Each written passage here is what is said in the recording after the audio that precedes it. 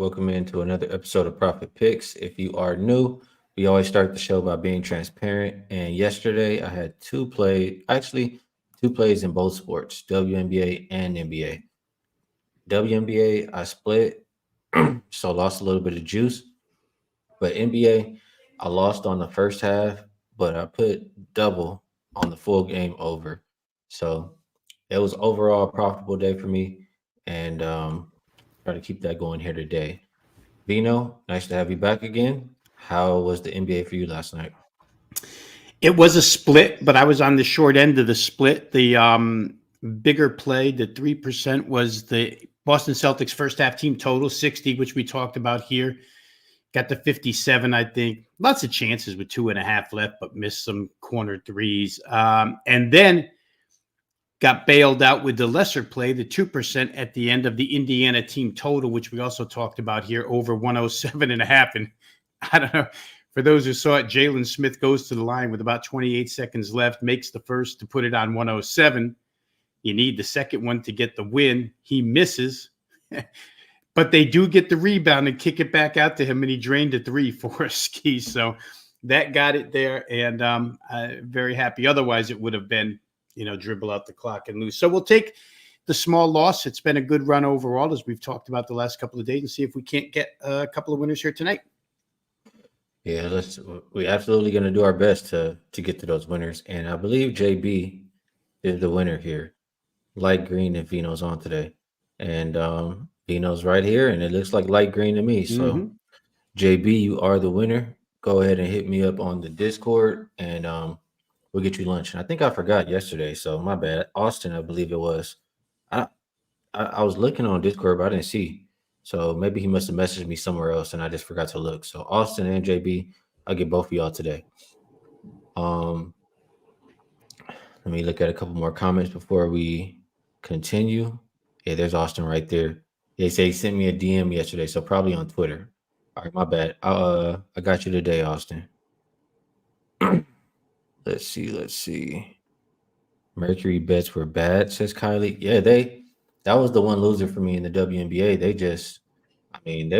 had 70 points, I think, at the end of the third quarter. And what they end with, like 83? They scored 13 points in the fourth quarter. So yeah, they had only 8 with like a minute left in the fourth. They only had 8 Skee. Those 5 came on free throws at the end. Terrible. It was crazy. It was like offense just fell off a cliff. So that one was a tough one for sure. But the Sky, that was a slam dunk. They went out right, 16-point underdog. Wonder what the money line was for that, but would have been real crazy if we had that. Let's see, a couple more before we get started. Just Brando says, let's get it. Another Friday. Let's cash out today on this beautiful Memorial Day weekend. It is going to be a very fun weekend. So let's get paid so we can, the books can pay for it. All right. And here goes Otto. 925 plus 925 was the Sky money line yesterday. Damn. That still seems like you got ripped off at 925. 16 points. I should have sprinkled on that or something, but yeah. We'll move on to today. We have one WNBA, one NBA game, and first up, Fever and Sparks opened up. Whenever I see this, I'm double checking, I'm refreshing. Opened up Fever minus 2.5, and they're now down to a 1.5 point favorite. Total open 163.5, and looks like 165.5 right now. Damaris Dantes still out for the Fever, and for the Sparks, Azrae Stevens not going to be available. So when I said the first thing, why I double, glance at it like that, is just I never view the Fever as a team that should be laying points. They're 0-5, I believe, so far this year. Sparks have only won one game, but they're not the greatest team either. But I believe the Fever even had a rest disadvantage in this game. I don't know. Rest disadvantage and a favorite. Something just stinks about this line to me. And I don't know. Maybe they'll get a little bit of help for the Fever to get their first win. I'd probably prefer just, neither team to play a whole lot of defense. Probably lean with the market to the over. But do you have any opinion on this game, Veno? I don't. I didn't play. Indiana's in the midst of a, what is it, 3-game road trip now. Or this will be the second, excuse me. They went east to west, and now it's the second West Coast road game. I have they bet them down. So that goes in line with what you were saying about having a hard time seeing them as a favorite. They're just not playing enough defense at this point in time. Gave up another 85 points the other night to Seattle. I couldn't play the Fever as a favorite. But then again, the other night, I thought the Sparks were in a good situation against the Mystics, and it was 70-68 final. They might have covered against the closing line. I'm not positive. I think it might have been 1.5, but it was tooth and nail the entire way. So I'm not very trusting in the Sparks. And for what it's worth, where the potential points numbers are concerned, Indiana games are averaging the most potential points per game so far. So maybe the over would be a look. I just don't have anything firm when it comes to LA right now. I was saying to you off air before we started, whenever I see a Sparks game, it seems like I have no opinion. So I'm just going to leave it there. I mean, I don't know how I could be helpful in that game. I'm looking at a couple things here, and some things that stand out to me. The Sparks are, they're 2-1 in the first half ATS. Fever 1-4 ATS first half so far this season, but they're 3-2 ATS overall. So that's telling me that teams are coming out gunning for them in the first half and killing them, and then they fight back. After that, 0-3 on the road anyway. On the road in the first half too. So I don't know. I guess if you like the Sparks, you might want to look at them early, but not a game I'm going to be playing. I'll be honest with you guys.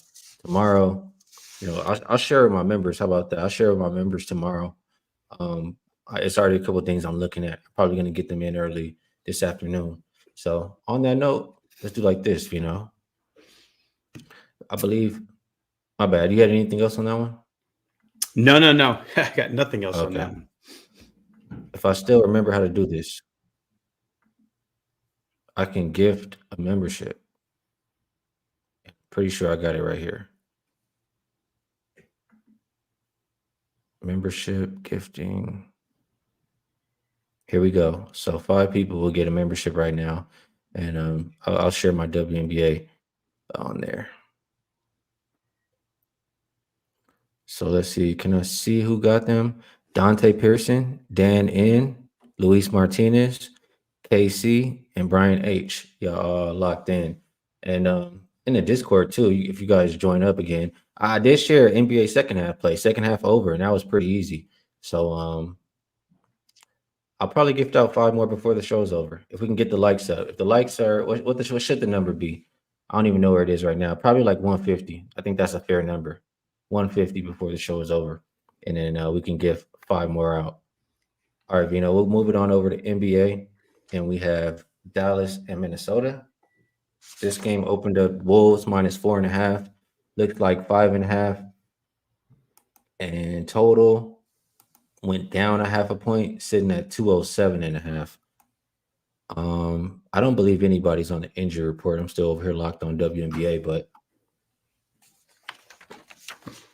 Dallas, I saw exactly what I thought was going to happen in that first Dallas game. And I thought that Minnesota would be tired, took a lot out of them in that game 7, etc. And I said it would take some time for both teams really to get used to each other defensively. So do you think Minnesota's had enough time? It is a pretty much desperation spot for them. Do you like the Wolves tonight? Yeah, I didn't. You know what, Skee? Generally, you come on here, and again, I did this one for Wagertalk this morning, and I like to dig into games, find a lot of handicapping angles, and this one, I have to be honest, I surface knowledge this one and had no problem playing it off of basic zigzag theory and home situational desperate angle. Basic things that almost any novice better would know and would bet. And that's just the way I feel about this game. We could get into all the intricacies of the particular matchup And I still think Dallas, Jason Kidd, really, from what I saw, holds all the cards here. But I'm overriding all the fundamentals here with the sheer motivation of the T-Wolves, the 2 days rest and reflection upon what happened in game one, the proclamation from Anthony Edwards that he will be going downhill here and we won't see 49 3-pointers in this game, even though Dallas tried to take away driving lanes. They'll find a way around it. And I trust them with 2 days rest to play better defense than what we saw. I think when we talked 2 days ago about game one, you had mentioned that you didn't expect to see that number one rated defense coming off of the Denver series right away with only 1 day's rest. We didn't see it. Just situation here, Skee, screams to me Minnesota early and often. My biggest play was first half, -3, now up to 3.5. I still think 3.5 is good in the first half. I trust their bench. And I'll say one thing about Minnesota. I don't know that we're going to see this or not, but in watching that game, and I'll let you tell me if you agree or not, I feel like they'd almost be better suited not having both of those bigs on the floor at the same time and maybe taking one off and having Naz Reid on and go small with Dallas. We'll see what happens. I'm not the coach. I don't make those adjustments. But to me, having Rudy Gobert, a 7+ footer, in drop coverage with his head under the net or on the back rim makes no sense at all. I mean, what are you defending at that point when you keep dropping? So maybe we see it, maybe we don't. But that, whatever happens here, adjustment-wise, Minnesota, zigzag at home. Don't want to go back to Dallas 0-2. Certainly not with Dallas owning 3 of the next 5 at home. Still think Dallas is in good shape for the series, but we do play these things game by game as well. And I think this is just a Minnesota game here tonight. I'm kind of in agreement with some things that you said there. And I had a lot of opinions. I had probably like 5 bets I'm interested in tonight that I just wanted to come talk them out before I put them in and figure out which amounts I want to put in on each. But first, before I forget, Pretentious Prodigy said the Discord link expired. He tried to join yesterday. I will get a new one up after the show so you can join. And then there was one more. JB says he got some Wagertalk credits about to expire. Either I plays up today or tomorrow. I'm sure Rob has something up there. And I'll have something probably for tomorrow. I don't have anything up yet, but I will have plays. So whoever you choose, JB, we appreciate you. And adjustment. I think Minnesota. I mean, my write up, and when I said on the show, like Kyrie and Luka were going to eat off that drop coverage. If they continue to do that, it's barbecue chicken.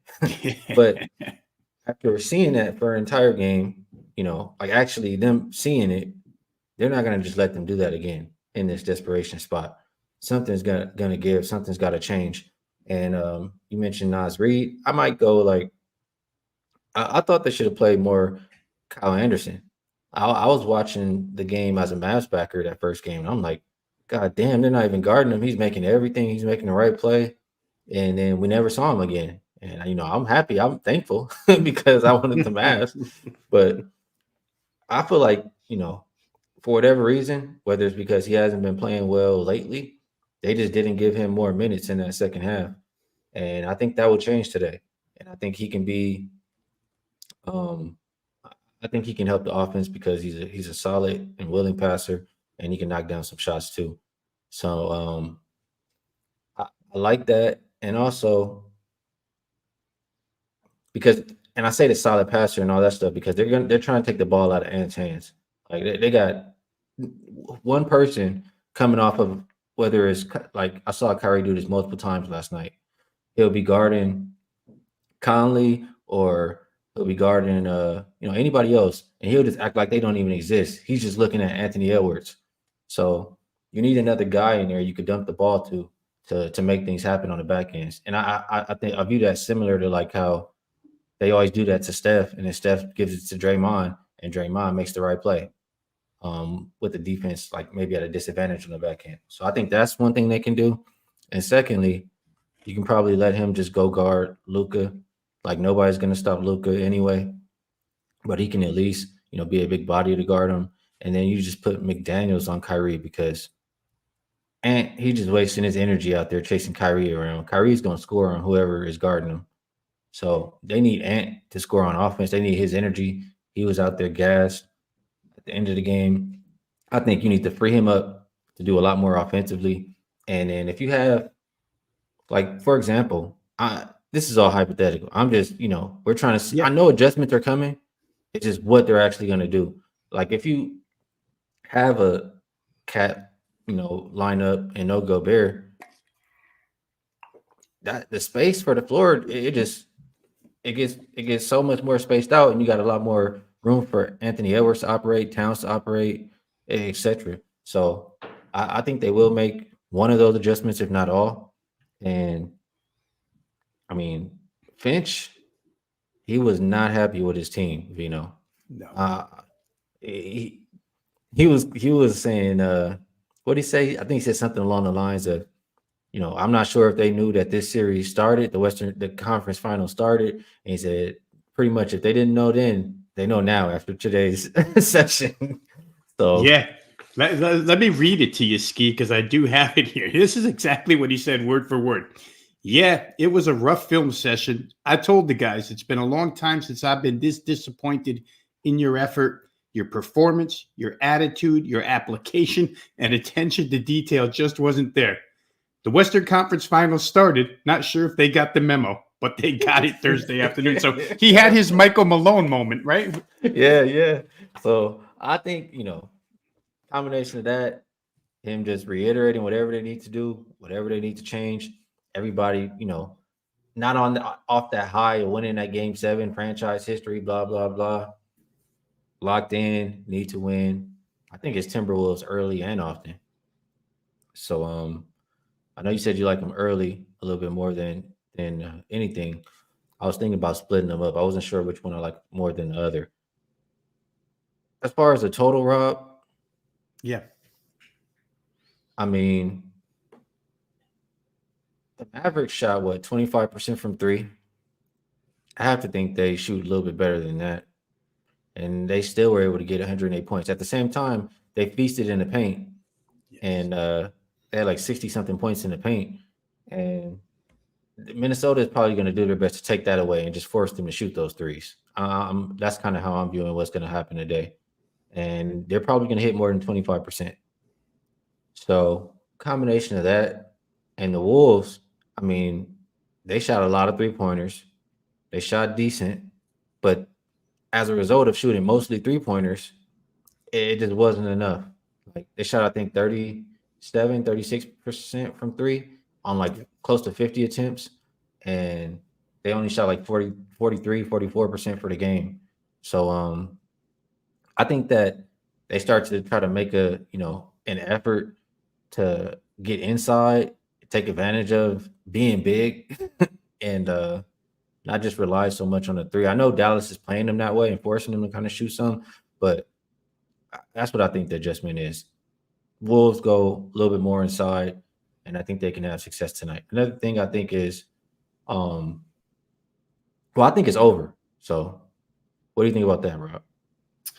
Yeah, and Dallas's team total came all the way down to 100.5, which when you have Luka and Kyrie, it's hard to imagine that you could hold them to under 100.5. And to your point, if they do get rid of that drop coverage and try to stop Dallas from scoring so much inside, it becomes one of those deals where PJ Washington's been red hot from the corner 3, right? I mean, Derrick Jones Jr. has made more threes than I've seen him make in his career. He's playing really well. If they had Maxi Kleber, it would be even better, but they've got guys who can shoot them. I did look at Minnesota's team total as well, which would obviously, if you're looking at both, you're probably looking at full game over. I think if I was going to play it, that is the way I would play it, over. Minnesota really, from what I've seen of them skiing in that Denver series, there's points where they have no hesitation to run and use Ant as the leader getting up the floor. So I just think that they're going to have more free throw attempts this game. Let me bring that up real quick as well. They shot one more free throw than Dallas in the first game. They shot 18, Dallas shot 17. Yet they wound up -5 on the scoreboard because they shot them so poorly, only 11 of 18. I think they get more than 18 free throws tonight just on design of trying to get to the rim more and probably drawing more fouls. And I think they shoot them better. So, the three-pointers really that Minnesota scored were Jaden McDaniels. He was 6 for 9 and killing everything. The rest of the guys didn't shoot them all that great, so you'd expect a little bit of a bump there. I think if you had to play total, I would play it over. I just really prefer the side tonight in all facets, whether it be first quarter, first half, and again, full game. I'm a little more leery of full game, but I wouldn't say I'd talk anybody off it. Saturated says shooting 49 threes can't be part of the plan. No. I was thinking that, but I heard Coach Fent saying, he thought they were mostly good shots. He thought they could have shot more. I'm like, well, he doesn't really care that they're shooting the threes. He just has some other things he wants them to change too. So maybe it's just, like I'm saying, Minnesota will force the Mavericks to shoot threes. Like Mavericks are kind of forcing them to shoot threes. What do you think about Kyle Anderson props? Like I'm thinking if he's going to get the minutes boost, whether it's his PRA, his rebounds and assists, something with Kyle Anderson. They can't be asking much, right? The props. I didn't check Kyle Anderson's numbers. Anybody who's got him, or Skee, if you're looking for him. I'm trying, but it's a little bit slow right here. I just thought of this, just talking it out, but prop builder. Well, my option would have been, and I mentioned it early, to look for Naz Reid props. But we're really talking about the same thing, right? We're talking about putting another, and Naz Reid isn't much smaller, but he's far more athletic than Rudy Gobert, and he does shoot threes. His asking price is going to be a lot higher than what Kyle Anderson's would be for sure. Still trying to get numbers here as I talk. Yeah, I'm kind of giving up here. I might have to do it after the show. Okay. But Kyle Anderson, I'm looking towards him. Deron Bell says his points prop is 3.5. It can't be 3.5. I mean, he had like 11 in like 3 minutes. I feel like maybe it is. I mean, he hasn't been scoring a lot in general, so I don't know. I think he's the way to go, and I can't argue Naz Reid either. I think he'll play well too. So sum it up, I guess we both are looking towards the Wolves side, and maybe me a little bit more than you, thinking there'll be some overs here. I'm thinking T-Wolves team total. I did hear you mention that. I think it was like, 10, around 106, something like that. I would definitely look at that. I think they probably get there tonight at home. They've shown a tendency to be able to do so through these playoffs. At first, I thought it was just a product of playing Phoenix, but then they did show the ability to score against Denver a few times. I don't know if we're rating Denver's defense against Dallas's defense. Maybe Dallas's is a shade better. Not so sure, but maybe. But I would look Minnesota team total if I had to. And that answers this question, right? I guess from Los Pablo, are you guys not worried that the T-Wolves come out with laser sharp focus on the defensive side? Seems like Rob will want to cut out, that other side and just focus on the Wolves scoring. And I get it. I can understand that. And I like the team total as well. So good stuff. Veno, we got through the games. UCapper's asking about Mavs team total under. I'm not just thinking it's the defense, but I'm not mad if you want to, I'm not mad. I don't want to talk you off, but any opinion from you, Veno? Well, I just think the way they priced it, it's just such a close shave, right? 100.5. It's, am I going to Dallas team total? Am I rooting for him to get to 98 and sweating like that? I'm not sure. I don't know. I couldn't play it that way. But again, we're not here to tell people what not to do. We're just telling you what we are going to do. And I think if it's me and I'm going to the window, it's with Minnesota team total over tonight. And the numbers dictate everything, right? The total in that game, Skee, what is it, 207? Yes. Because the comment before that was, aren't we worried about laser sharp focus out of the Minnesota defense? And even with laser sharp focus, I mean, holding a team to 100 is laser sharp focus, really, in modern NBA. So 207 is not a lot of an asking price if you're inclined to play game total over. I think I'm looking at 207.5 right now. I'm looking at okay, I see it. I'm looking at a couple different books. And yeah, 207.5. All right. So I think we did a good enough job on this game. Let's move on over to best bets. And first, I'll ask you if there's anything you would like to promote. And then so whether side, total, half, player prop, maybe like a little bit of something more than the rest for best bets.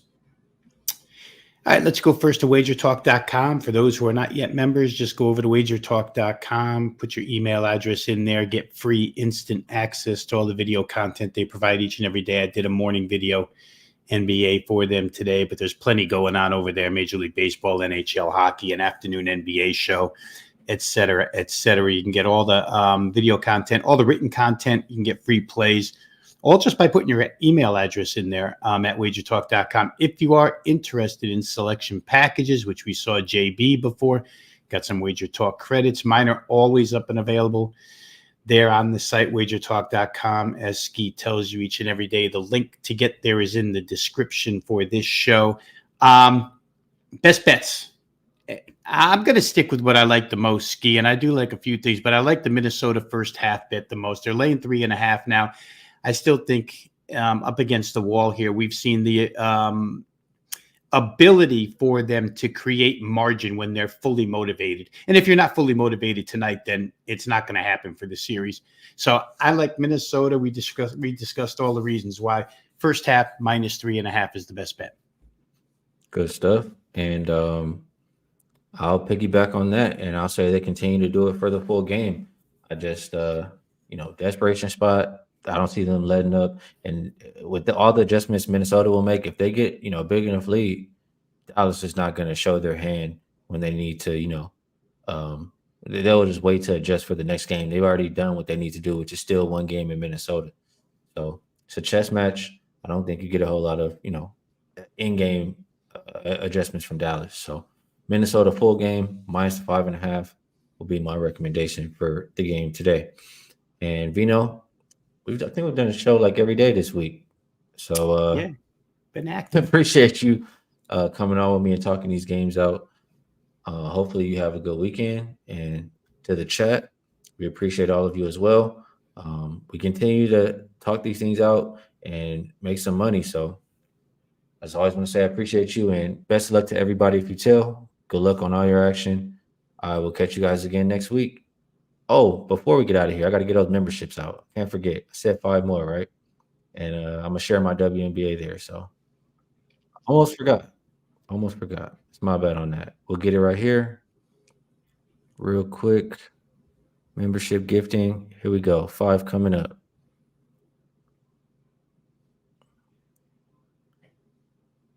Let's see who it is. 5 more going up.